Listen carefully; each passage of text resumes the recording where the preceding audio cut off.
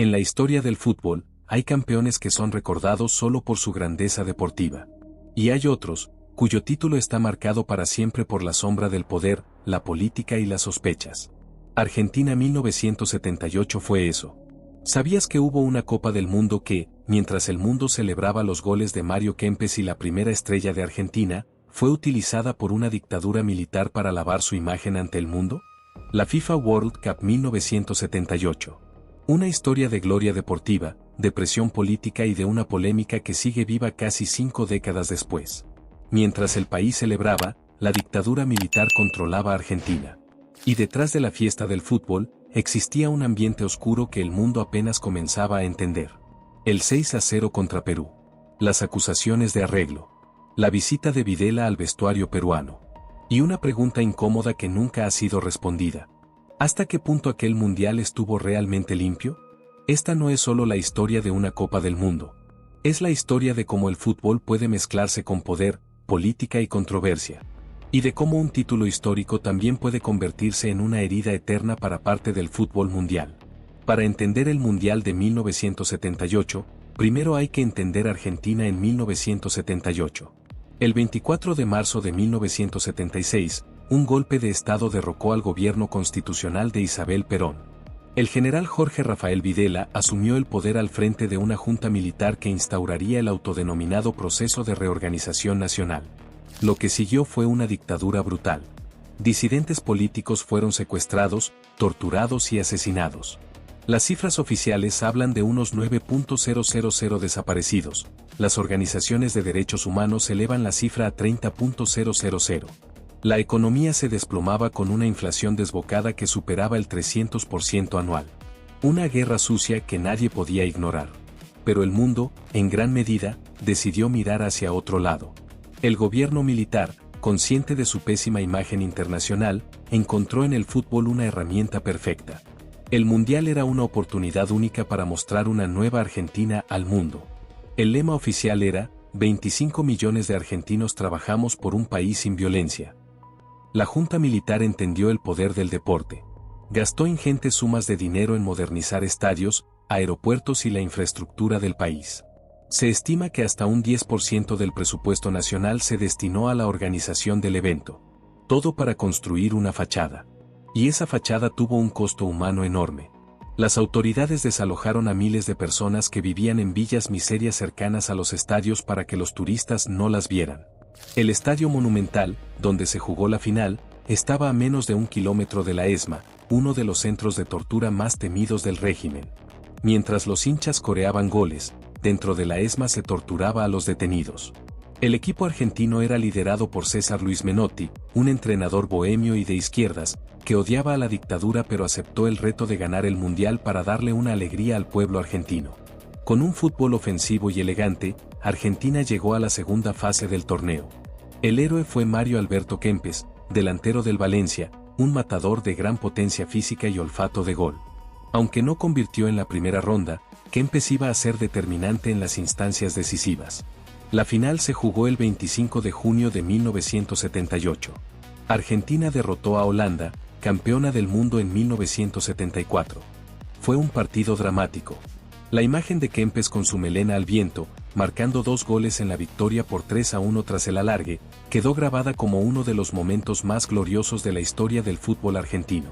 Kempes terminó el torneo como máximo goleador con 6 tantos.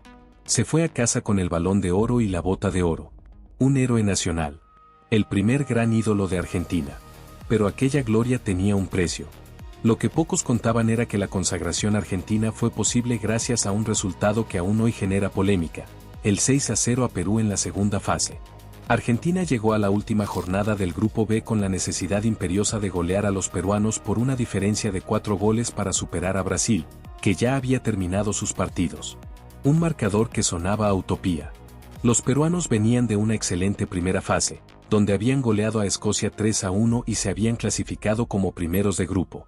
Tenían a Teófilo Cubillas, uno de los cracks del torneo. 4 goles, diferencia que necesitaba Argentina. Perú llevaba 7 goles a favor en primera ronda. Argentina ya había empatado 0-0 con Brasil. El partido se jugó el 21 de junio de 1978 en Rosario. Argentina goleó 6-0 con facilidad. Nada más empezar, Argentina metió 2 goles en 3 minutos. A los 50 minutos ya habían alcanzado la cifra necesaria de 4 goles. Fue una paliza histórica. La prensa mundial sospechó inmediatamente. Las acusaciones de Tombo no se hicieron esperar.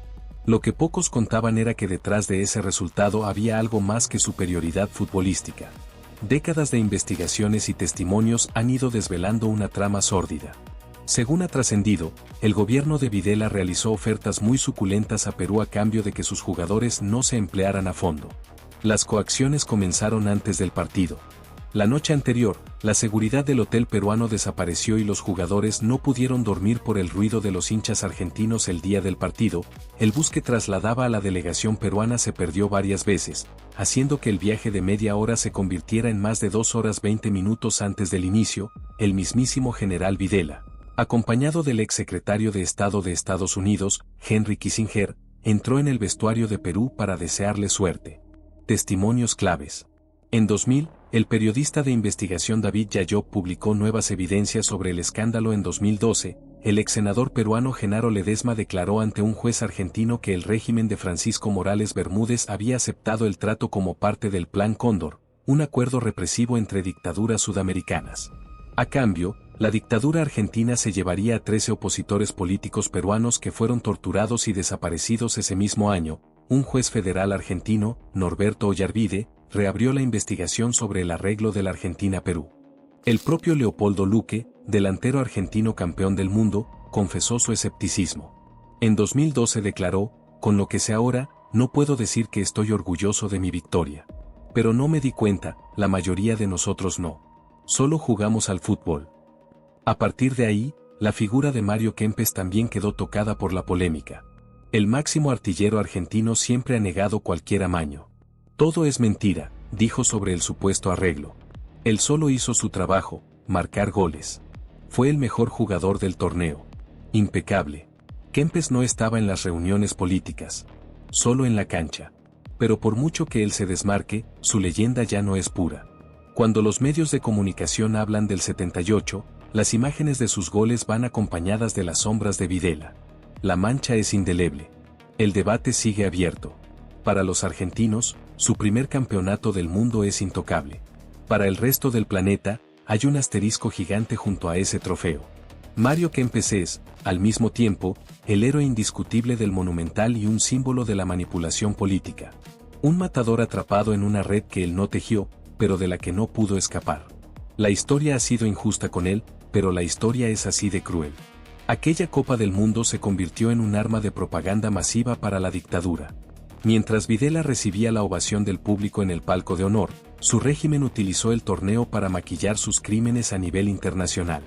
El eslogan 25 millones de argentinos trabajamos por un país sin violencia ocultaba una realidad de terrorismo de Estado. Esa dualidad entre el éxito deportivo y el horror paralelo es lo que define el Mundial de 1978. El griterío del Monumental se escuchaba a escasos metros de los gritos ahogados de los torturados en la ESMA. El silencio cómplice del mundo del fútbol fue ensordecedor. El Mundial blanqueó la imagen de Videla a los ojos de una audiencia global distraída. Y muchos jugadores fueron cómplices involuntarios. Ossi Ardiles fue el único en reconocerlo: "Fui a la universidad. Así que si había un jugador que sabía, ese era yo. Pensé que las críticas eran propaganda, pero era la verdad".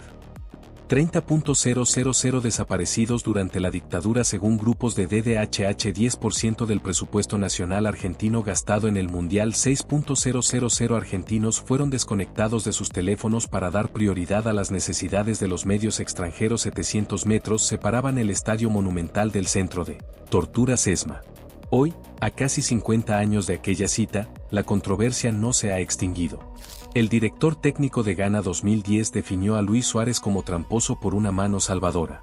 Pero ese calificativo también puede colgar del cuello de toda una generación de futbolistas que, aunque fuera sin saberlo, fueron funcionales a un régimen genocida. El centrocampista Ricardo Villa también fue contundente: "No hay duda de que fuimos utilizados políticamente". Pero el peso de la conciencia llegó demasiado tarde. Porque en el fútbol, como en la vida, el deporte nunca ha sido ajeno a la política. Es un espejo de las miserias y grandezas del mundo.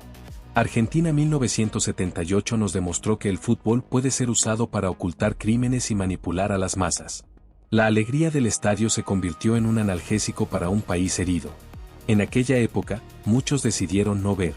Pero hoy, ya no hay excusas. Por eso, cada vez que se habla de la final de 1978, la mancha resurgirá. Los goles de Kempes quedarán para siempre asociados a los escombros de la dictadura. Es una herida que el fútbol y Argentina no terminarán de cerrar nunca. Esta historia nos enseña que los títulos, a veces, no son solo títulos. A veces, son máscaras. Y detrás de la máscara, puede haber oscuridad.